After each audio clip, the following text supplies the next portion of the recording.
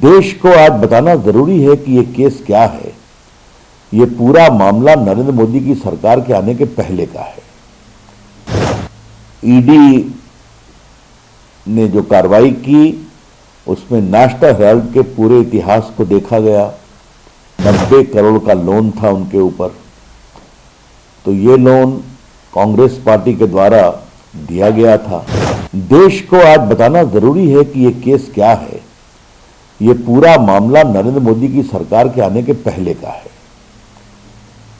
ED ने जो कार्रवाई की उसमें नेशनल हेराल्ड के पूरे इतिहास को देखा गया। आपको मालूम है कि इस पर एक केस प्राइवेट कंप्लेंट हुआ था। बंद होने के बाद 90 करोड़ का लोन था उनके ऊपर। तो ये लोन कांग्रेस पार्टी के द्वारा दिया गया था।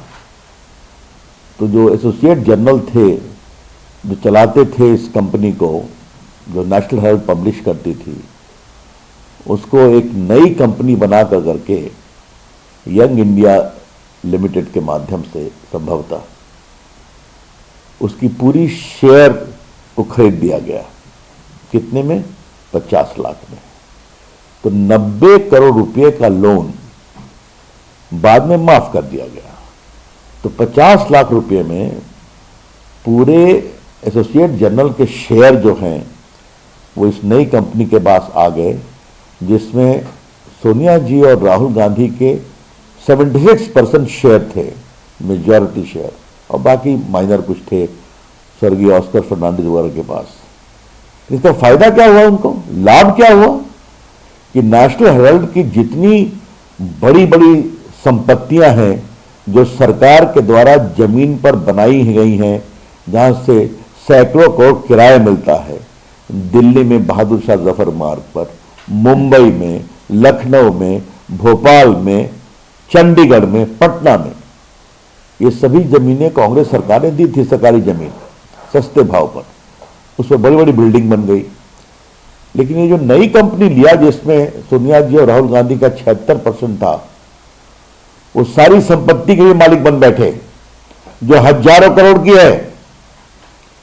तो सिर्फ 90 करोड़ के लोन पर 50 लाख रुपया देकर पूरे एसोसिएट जर्नल को की शेयर होल्डिंग को अपने नई कंपनी में डाल देना, और उसके माध्यम से पूरे देश में जितने भी बिल्डिंग्स थी वो सबके भी मालिकाना हक प्राप्त कर लिया। जब कंप्लेंट फाइल हुआ तो ये लोग गए थे कॉशिंग के लिए। दिल्ली हाई कोर्ट ने नहीं माना, आप ट्रायल फेस करिए। सुप्रीम कोर्ट ने कहा आप ट्रायल फेस करिए। उसके बाद इनकम टैक्स ने इनके उस आवेदन को भी रिजेक्ट कर दिया कि हम चैरिटेबल ट्रस्ट हैं।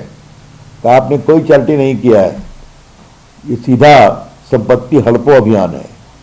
उसके पश्चात इन्होंने इन्वेस्टिगेट किया और prevention of money laundering act की धारा 66 के अनुसार जब वो निष्कर्ष पर पहुंचते हैं तो फिर वो पुलिस सिस्टम से आग्रह करते हैं आप एफआईआर दायर करिए, जो एफआईआर दायर हुई है दिल्ली पुलिस के क्राइम ब्रांच के द्वारा।